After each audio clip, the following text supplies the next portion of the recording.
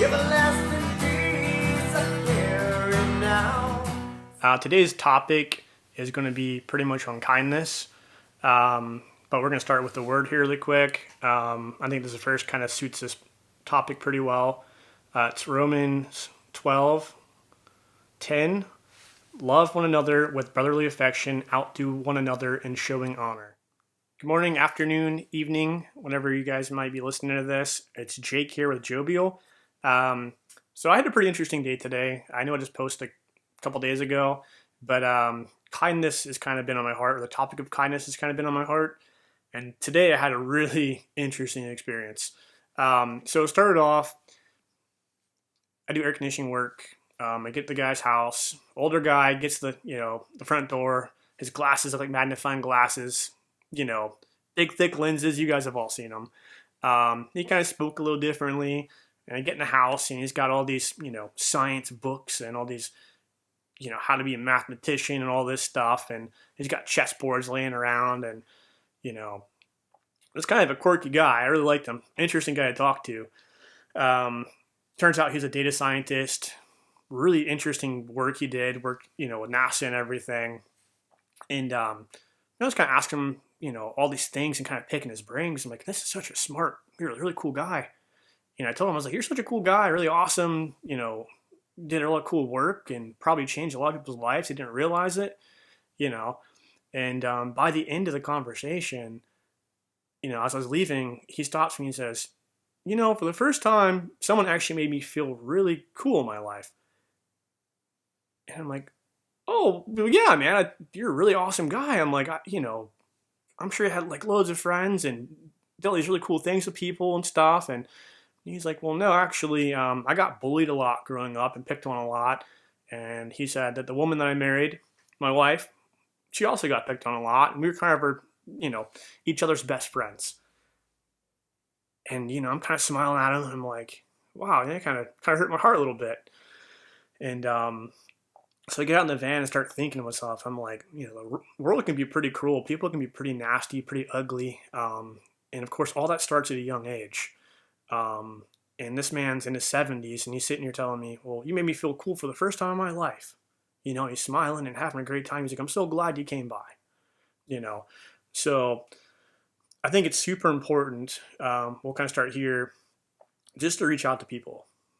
Talk to them, have conversations, spark small conversations up. Here's this guy sitting by himself lonely, doesn't really have many friends. He's still kind of shell-shocked almost his entire life from being bullied, and he's still afraid of people bullying him.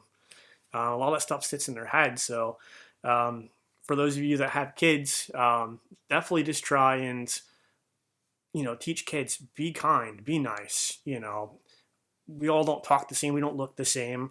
I remember growing up not having a lot of money, wearing the same school clothes. My grandma would sew my ripped pants. I remember having lime green stitching on these blue pants. And they showed up brighter than bright, and I was always embarrassed, Little things like that. Not having the newest, whatever, cell phones, stuff like that, keeping up with the Joneses kind of thing. But long story short here, the words that we speak to people, this is going to be kind of the takeaway here. I'm going to repeat it a couple times. We should always be kind because your words literally rewind. So we'll go back again one more time. Be kind, your words rewind. So as you're sitting here listening to this, think in your head of things that people said to you that maybe hurt your feelings or gutted you, and stop and think and say, hey, next time we get in an argument or a conversation or a debate, or especially online, just stop and think. In the next 60 years, 50, 60 years, how's it going to affect this person? This guy's still over here just terrified of people because of his upbringing. So, everybody that's raising their children right now, teach them to be kind, graceful, loving. All of that stuff passes down. And I'm going to tell you how I know it passes down. And I'm not here to toot my own horn, but, I do about 6-7 jobs a day. So my last job, I get to the house, chatting with another guy. one of my favorite parts about my job. I get to talk to all kinds of awesome people. This guy's a photographer. He was a videographer. Lived out in California. He was a musician. And he's down at his house by himself.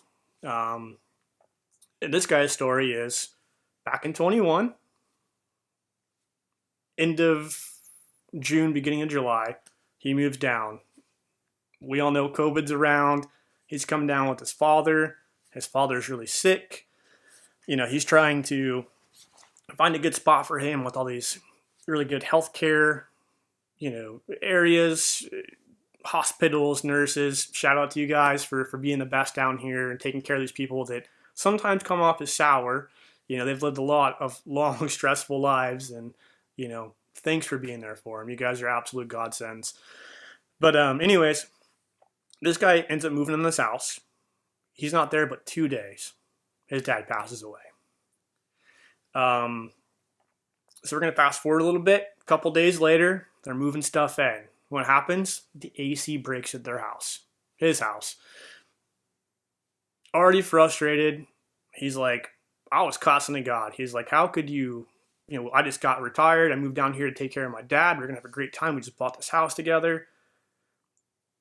Screaming. He's like, and now it's hotter than hell in here. He's like, I'm literally dying. He's like, what else could go wrong? And let me make sure this is still recording here.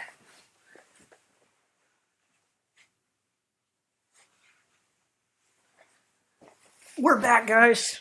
Okay, sorry. My screen went out on me. We're still recording, thank God. So, anyways, this guy is cursing. He's like, what else could go wrong? So, long story short, my dad shows up, of all people, to this guy's house. And the way I found out is just jarring. So I'm sitting there talking to him, and I laugh, and the guy's like, you have such a familiar laugh. He's like, I can't pinpoint it. I don't know that laugh. He's like, it just sounds so familiar to me. And by the end of the conversation, he goes back and looks through his paperwork, and he's like, Sonny. He's like, well, your last name's Whitehead. He's like, you were actually here 4 days after he was here. And I'm like, oh, let me go check through. And sure enough, I was there. He's like, well, is that someone you're related to? Is that your dad? And I stop and I freeze and look at the date. July 6th, it was 4th of July weekend. And I'm looking at him, and he's looking at me, and I got to break the news to him that my dad, passed away from COVID, and he's asking, he's like, where is he at? I always want to tell him thank you for all he's done for me. And, I figured maybe I'd see him again and this and that. And again, I'm sitting here thinking to myself, I'm like, one of the coolest parts about my job was getting to work with my father. I got to know him more than I ever did in my entire life. He was always busy at work. So to be at work and work with him, what an amazing thing to be able to do. Absolute godsend and blessing. Couldn't ask for a better, time to spend with my father. I learned a lot. He taught me a lot. So this man's looking at me, and I'm looking at him, and this is when he starts telling me about his dad passing away. And he's like, your dad came, he's chipper, happy guy, really kind, sweet guy, shows up doing the job, and I mentioned to him about my dad passing away. So he said, my dad looked at him, and he said, I know exactly what you're going through, man. He's like, my dad passed away recently. And the guy's like, well, what made you feel better, man? My dad apparently looked at him and he said, honestly, I just needed a hug. He's like, I just wanted a hug and for someone to tell me he's going to be okay. And the guy said, my dad looked right at him, and he said, man, he's like, just give me a hug. He's like, I'm going to pray with you. I'm going to pray for you. And so my dad gave the man a hug right then and there, prayed for him. And the guy, basically, he stopped and he was telling me that he was just completely blown away that some random person cared so much, while doing this job to stop and just to take a minute and listen to him. And if that's not a jovial moment there, I mean, this guy, he's just completely blown away by my dad's actions. And so as it kind of goes on here, I haven't told him about my dad passing away yet at that point.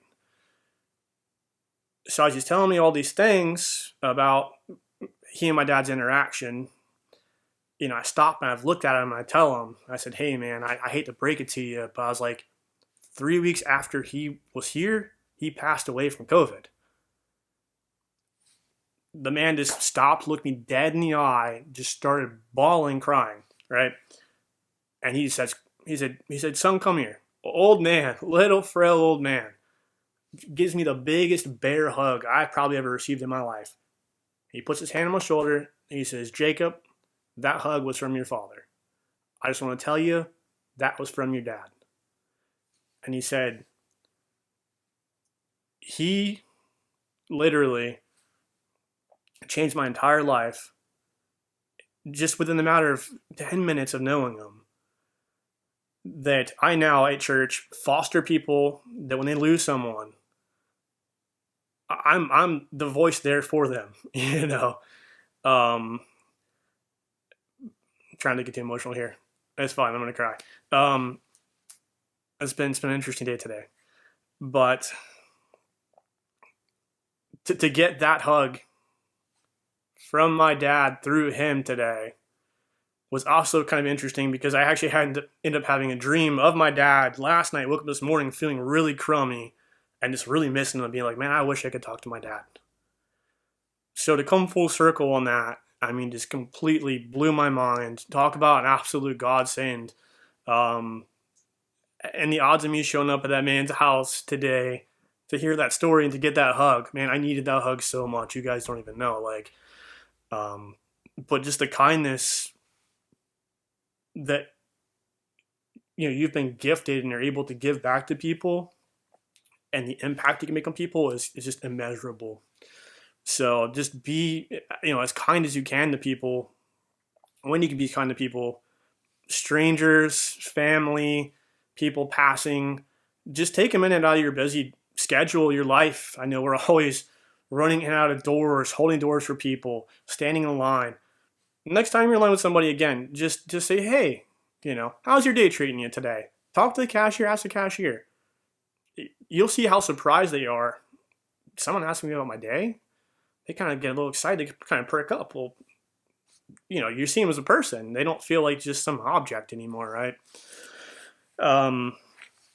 But just a very emotional day. A duality of sorts. We went from how words can negatively impact people to how words can positively impact people, and your small actions, how they add up, and this makes such a big difference. So again, be kind. Your words rewind, and you don't want them being the words that are in the back of people's heads that they just feel sick over. You want it to be the words that people can repeat back to others and just give that love back to each other. Make them those words. And again, if you're in any kind of argument, fight, feel like being mean, feel like being a bully, just don't do it, guys. Teach your kids to be kind. Be as kind as you can be. Life here is very short. As my dad expressed to the man, he was extremely angry, at God when my brother passed away. He's like, why would he allow this? My dad ended up turning into a bunch of different things to try and get him through it. And we're going to kind of end here. The intro and outro song that you guys hear during the podcast is actually the last song that he wrote. It was a lost song that was found after he passed away.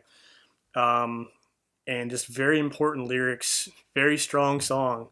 I remember him writing it and me getting to hear part of it before he had to depart to his next call, which ended up being the last call that I ever seen him at, live. Never thought I'd hear the song again. Interestingly enough, that song he actually emailed to the man I'm talking about now, whose father passed away. My dad actually emailed that song to him, and he actually ended up pulling it out on his little drive in his car and was like, this song has got me through so much. He had the song before I ended up getting the song. So if you guys are wondering and you're curious about that song, that's why I play it. It's just kind of an ode to my father and my dad and his love for the Lord. And I hope to one day make a music video for it because I have a really great idea. I'm really excited, really stoked about it. But anyways, I love you guys. I hope you guys can stick through this and listen to this video. And if you feel like sharing it with people, by all means do. No pressure. And I will get at you guys soon here. Anyways, have a blessed day, afternoon, or evening. And I will holler at you soon. Later, Gators. Got me on the road and led my soul astray. Everlasting peace I carry